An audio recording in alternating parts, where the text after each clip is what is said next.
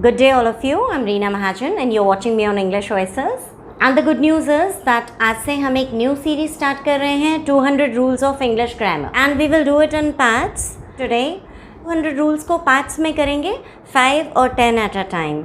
आप लोग please subscribe to the channel, video को बिल्कुल एंड तक देखिएगा प्लीज़, क्योंकि यूट्यूब सिर्फ उन्हीं वीडियोस को प्रमोट करता है जिन्हें लोग एंड तक देखते हैं. तो please motivate me by subscribing to the channel, sharing the video with all your friends, ताकि बहुत सारे लोग इसका बेनिफिट उठा सकें. Let's begin with the rules of English grammar. ये रूल्स आपके हर जगह पे काम आएंगे. May it be any of the your entrance exam, may it be your CUET exam, may it be any paper in which English is involved. These rules would be of immense use to you. इसलिए इन rules को ध्यान से सुनिए, और क्योंकि rules बहुत सारे हैं इसलिए थोड़ी सी स्पीड अच्छी लेके चलेंगे, ज़्यादा तेज़ स्पीड के साथ चलेंगे. सो फिर भी आपको कोई डाउट्स हों तो प्लीज़ कमेंट सेक्शन में ज़रूर मेंशन करिए. I would try my level best to deal with them. So come to rule number 1. Rule number 1 is regarding each, every, either, neither, any, none.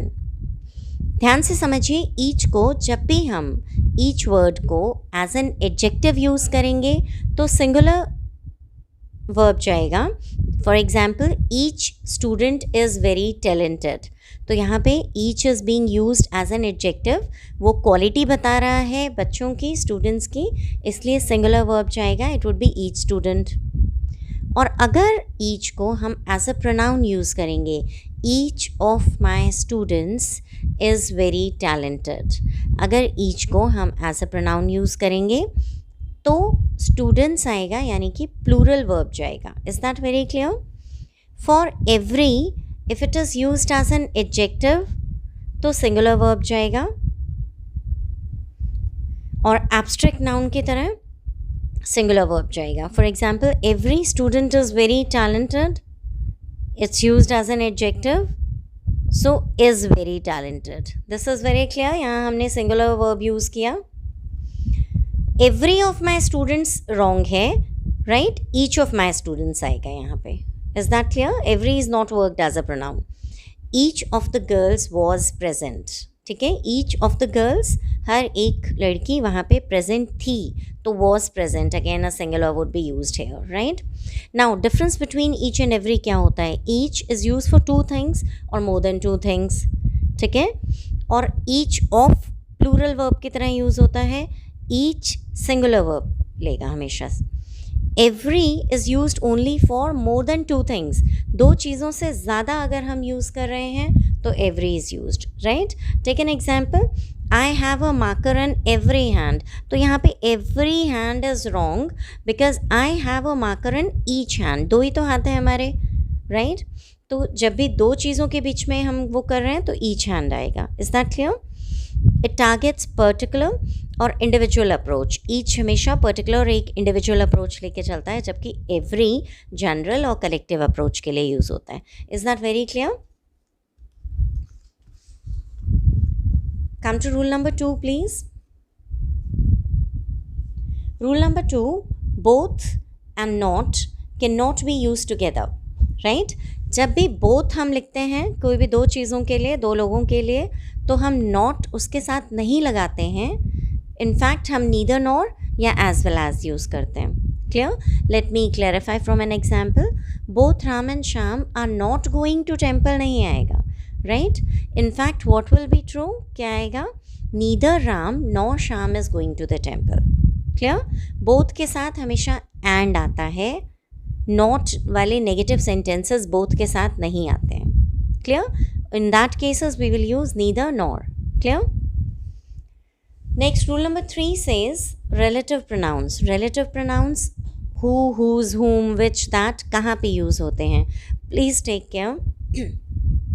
Whom and who persons के लिए या domestic animals के लिए use होगा, right? Which animals या non-living things के लिए use होगा, और that सभी के लिए यूज़ होगा, but not with same word. For example, this is the same book which you were reading गलत है. This is the same book that you were reading is correct. यहाँ पे एक चीज़ बहुत ध्यान दीजिए कि सब्जेक्टिव जो होते हैं और he, she, it, they, you, I, we, ये सब हूँ लेंगे अपने साथ, इनके साथ हम हु यूज़ करेंगे एज अ रिलेटिव प्रोनाउन। और हुम किसके साथ यूज़ करेंगे?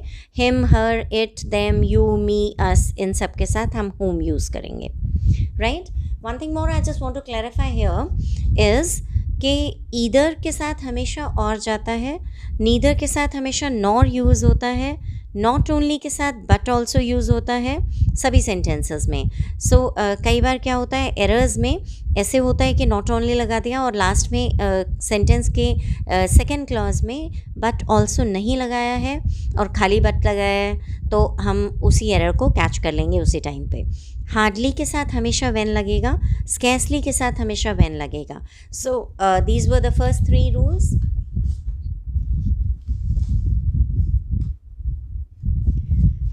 Let's continue with rule number 4 now.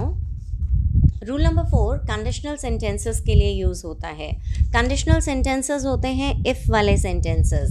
अगर ऐसा होता तो ऐसा हो जाता, अगर वैसा होता तो ऐसा हो जाता, राइट।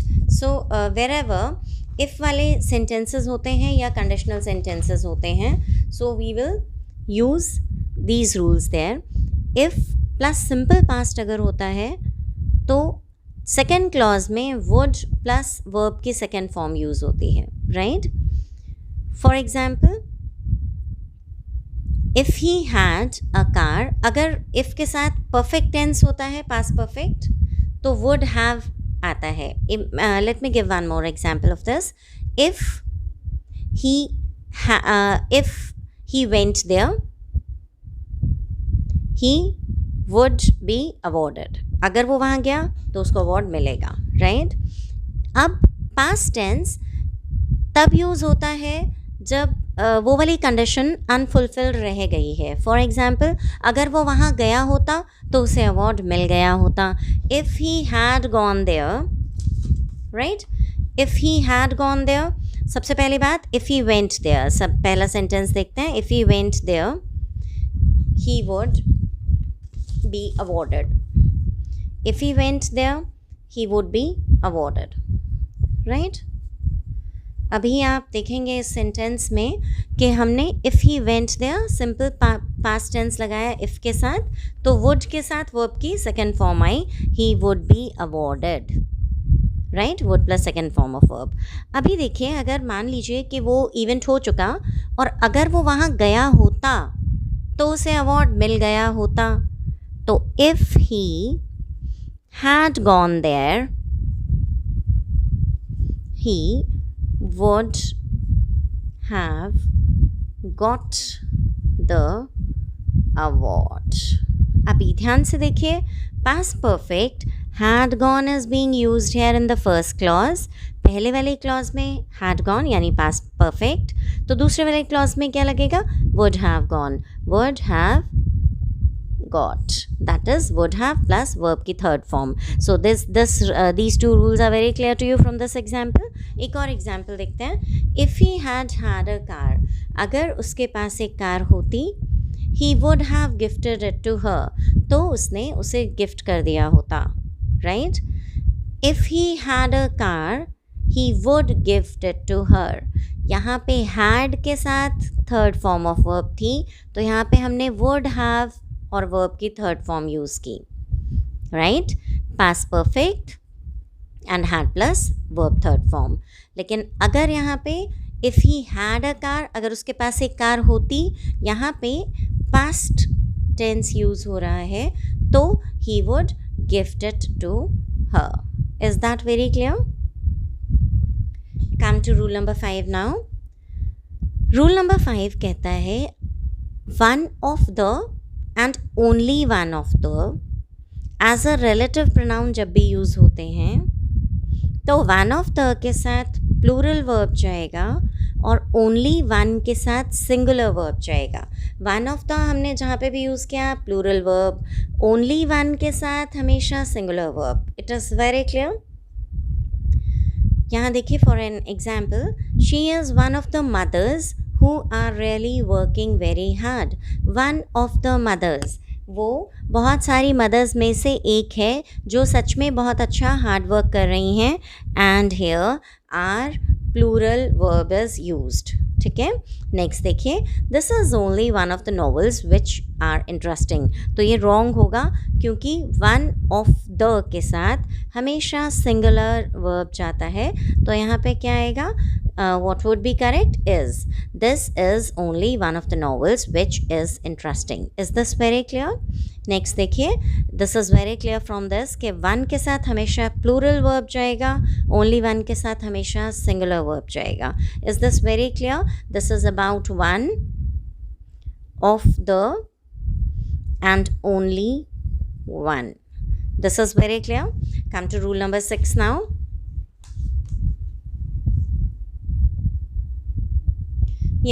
फॉर रूल नंबर 6, अगर हम नंबर के साथ कोई यूनिट होती है और फिर नाउन या एडजेक्टिव होता है, यानी फॉर एग्जाम्पल देखते हैं, ही सॉ अ 10 इंच स्नेक. अब नंबर क्या है यहाँ पे? 10 इंच, 10 इंच का स्नेक, तो उसने देखा. So the unit is singular here, right? He saw a 10 inch snake. Unit singular क्यों है? क्योंकि नंबर के साथ यूनिट और नाउन या एडजेक्टिव है. For example, next see one more example. 5 handfuls sugar was required to make tea. तो यहाँ पे हैंडफुल्स गलत है, handful is the correct word. 5 जब भी नंबर के साथ यूनिट आएगी और नाउन आएगा तो फिर सिंगुलर जाएगा हमारा verb, right? So 5 handful sugar was required to make tea. अब अगर ये हैंडफुल्स होता, अगर सेंटेंस हमारा रहता 5 हैंडफुल शुगर डैश रिक्वायर्ड, तो फिर हैंडफुल्स अगर होता तो वर्ब लगता हमारा, right? For example now see, he gave me 2 5 rupees notes. तो 2 इज़ द नंबर, फिर यूनिट क्या है हमारी? 500 रुपीज़ नोट्स, राइट? और फिर नोट्स आ गया हमारा एडजेक्टिव. तो यहाँ पे he gave me 2 500 rupee notes is the correct verb, right? So now number plus unit जब भी सफिशेंट होंगे, जब भी वो सफिशेंट इन्फॉर्मेशन दे रहे होंगे, नंबर और यूनिट जब भी हमें सफिशेंट इन्फॉर्मेशन देंगे, एम्पल इन्फॉर्मेशन होगी, तो प्लूरल आएगा हमारा वर्ब. और अगर सफिशेंट इन्फॉर्मेशन नहीं होगी तो सिंगुलर वर्ब आएगा. एग्जाम्पल के साथ समझते हैं इसको. He had 5 dozen. अब ये तो कंप्लीट सेंटेंस नहीं है, क्या उसके पास 5 डजन है, राइट? ये सेंटेंस ठीक है, पर ये आपको पूरी इन्फॉर्मेशन नहीं दे रहा कि उसके पास 5 डजन क्या चीज़ है, राइट? इसलिए सिंगुलर वर्ब लगेगा इसके साथ, 5 dozen, right? Now if the sentence is I have 5 rupees, तो ये सेंटेंस भी ठीक है. क्यों? क्योंकि ये हमें पूरी इन्फॉर्मेशन दे रहा है कि कितने रुपए हैं उसके पास, इसलिए ये प्लूरल यूनिट यूज़ होगी, right? One more thing to note here in this is कि units are always arranged in ascending order. Unit को हम हमेशा असेंडिंग ऑर्डर में लगाते हैं, यानी कि सबसे छोटी यूनिट पहले, फिर बड़ी यूनिट, फिर सबसे बड़ी unit, right? For example, if it is lakhs of thousands of students took the test.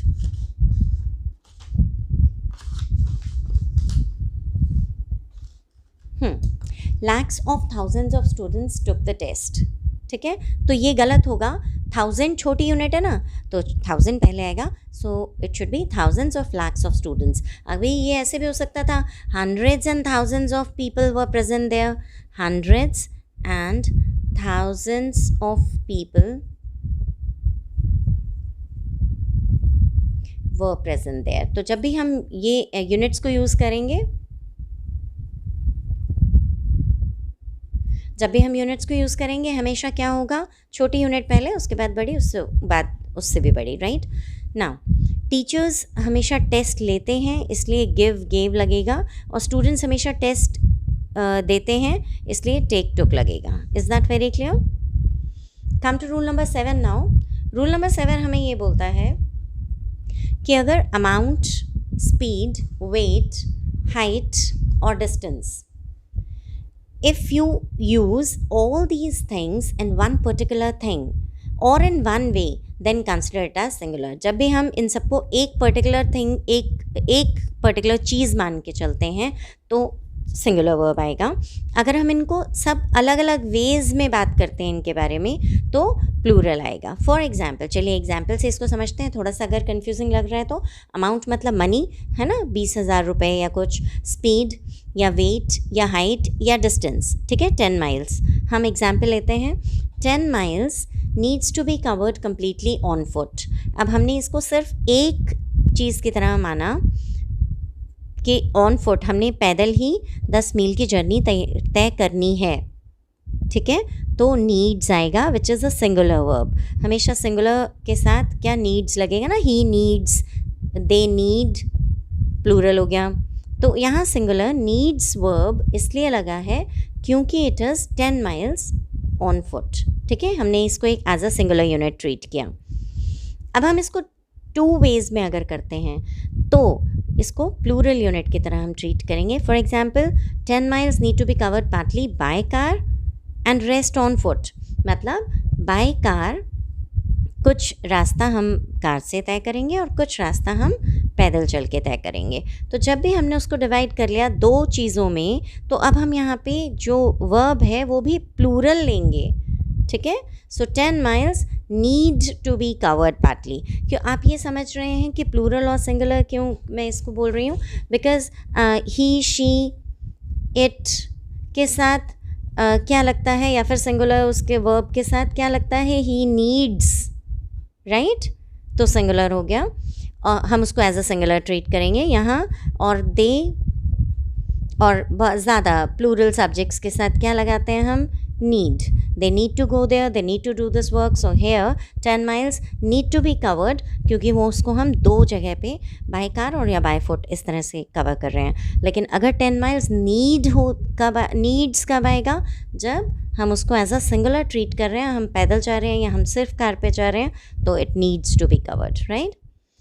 5,000 rupees were spent on food and clothes. तो अब फूड और क्लॉथ्स 2 चीज़ों पे हम स्पेंड कर रहे हैं, तो यहाँ पे वर्ब प्लूरल रहेगा were. Is that very clear? Come to rule number 8 now. Rule number 8 says whenever we compare 2 things. ठीक है, for example, gold is more precious than all metals. नहीं, रॉन्ग सेंटेंस है, क्योंकि gold is more precious than any other metal बोलेंगे हम उसको, कि और किसी भी मेटल से गोल्ड ज़्यादा प्रेशियस है. तो it is more precious than any other metal, than all metals नहीं आएगा. ठीक है, diamond is more precious than all metals. क्यों? क्योंकि डायमंड तो नॉन मेटल है, तो ये करेक्ट होगा. Kalidas is more famous than all English poets, right. So Kalidas is not English writer. Kalidas तो हिंदी राइटर थे. तो हम उनको कंपेयर कर रहे हैं अगर ऑल इंग्लिश पोइट्स के साथ, तो हम लिख सकते हैं Kalidas is more famous than all English poets, right. और अगर Kalidas, okay, let me explain this with one more sentence. अगर हम इसको Kalidas is more famous than any other Hindi poets, ठीक है, तो ऐसे आता कि Kalidas is more famous than any other Hindi poets, right. तो किसी भी हिंदी पोएट से ज़्यादा कालिदास फेमस हैं.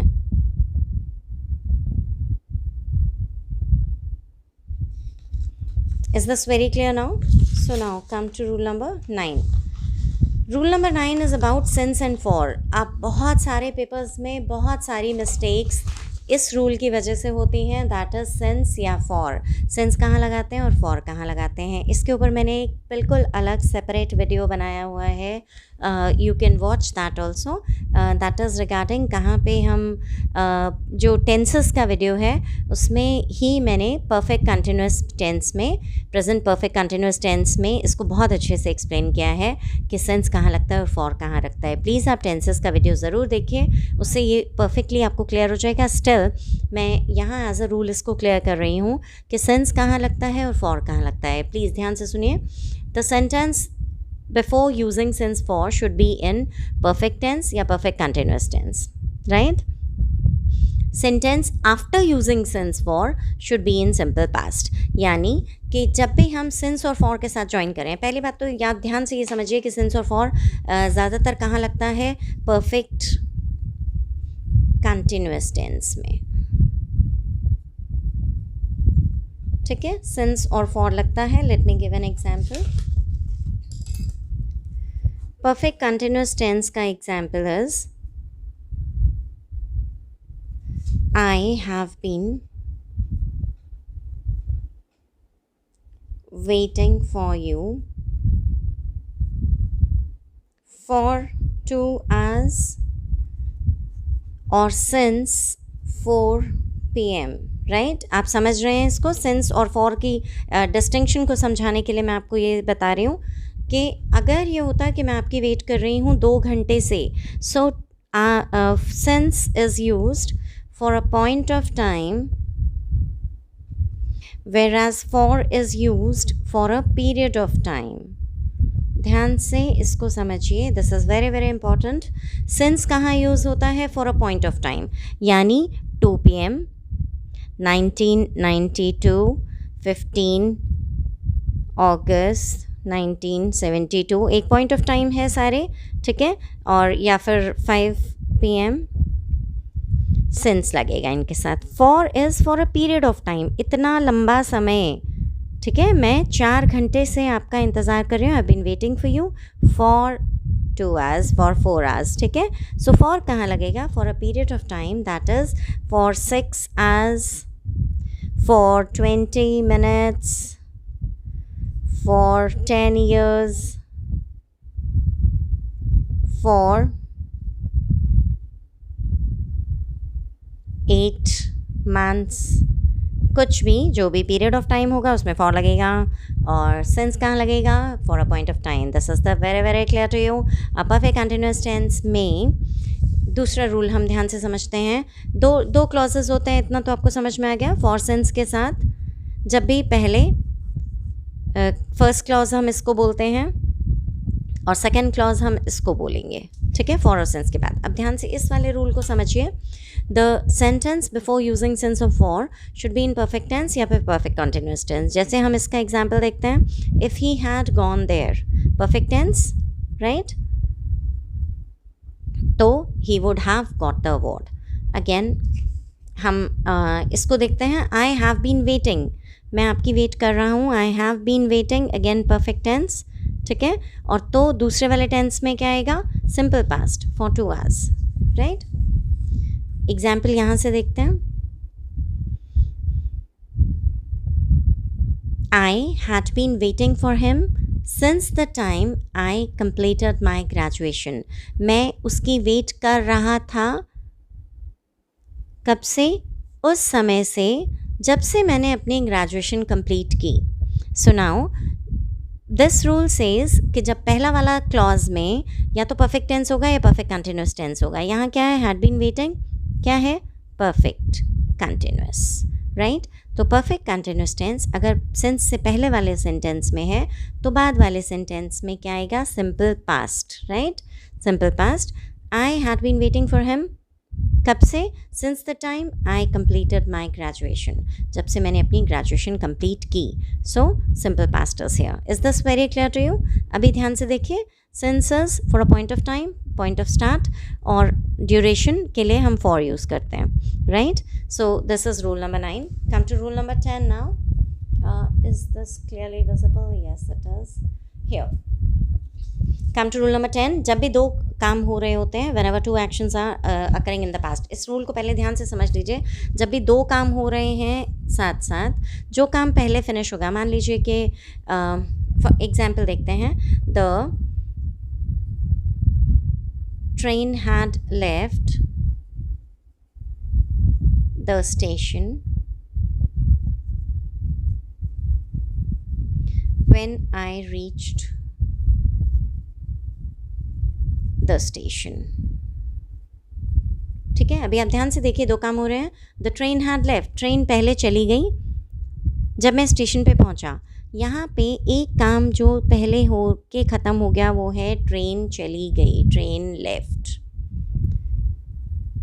ठीक है, दूसरा काम जो अभी भी हुआ, उसके बाद में हुआ ख़त्म, वो है कि I reached the station.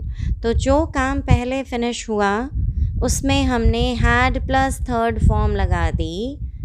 That is the perfect tense. जो काम पहले ख़त्म होगा, दो काम हो रहे हैं साइमल्टेनियसली, जो काम पहले ख़त्म होगा उसमें हैड प्लस थर्ड फॉर्म लगेगी, जो काम बाद में ख़त्म होगा उसमें सिर्फ पास्ट टेंस लगेगा. इस चीज़ को बहुत ध्यान से समझिए. ठीक है, और बहुत सारे रूल्स आपके, बहुत सारी मिस्टेक्स आपकी पेपर की सिर्फ इस रूल की वजह से होती हैं. So now come here and see what I have written here. When two actions occur in past, the action earlier मतलब that the action that finishes earlier, जो पहले ख़त्म हुआ उसमें पास्ट परफेक्ट टेंस लगा दीजिए, had plus third form of the verb. जो काम बाद में ख़त्म हुआ, the action that finished later, उसमें सिंपल पास्ट टेंस लगा दीजिए, वर्ब की सेकंड फॉर्म. ठीक है, और डिड प्लस वर्ब की फर्स्ट फॉर्म भी वही है, पास्ट टेंस. राइट, यहाँ पे पास्ट परफेक्ट और यहाँ पे पास्ट टेंस, जो काम बाद में ख़त्म हुआ. Let's see an example. He had finished the work after he had met him. तो ये रॉन्ग होगा. यहाँ पे क्या आएगा, ही, उसने काम फिनिश कर लिया था जब वो उसको मिला, तो he had finished the work when he, after he met him. तो जो काम पहले हुआ, क्या हुआ, वो पहले मिला, इसलिए यहाँ पे हैड प्लस थर्ड फॉर्म, और यहाँ पे हैड नहीं होगा, सिर्फ पास्ट टेंस आएगा इसमें. यहाँ पे he finished the work after he had met him.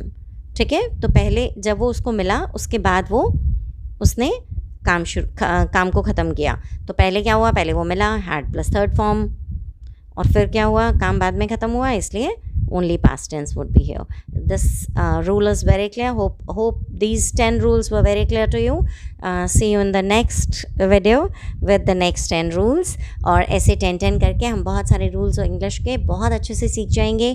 Please subscribe to the channel. अगर आपने चैनल को सब्सक्राइब नहीं किया है तो प्लीज़ मुझसे बात ही मत करिए, बिकॉज इतने सारे वीडियोस मैं डालती रहती हूँ and I am not asking for anything else than only subscribe to the channel, ताकि ये वीडियोस ज़्यादा लोगों तक पहुँच सकें और सभी इसका फ़ायदा उठा सकें. Right, so please subscribe to the channel, share the video with all your friends, and meet you in the next video. Bye till then. Bye.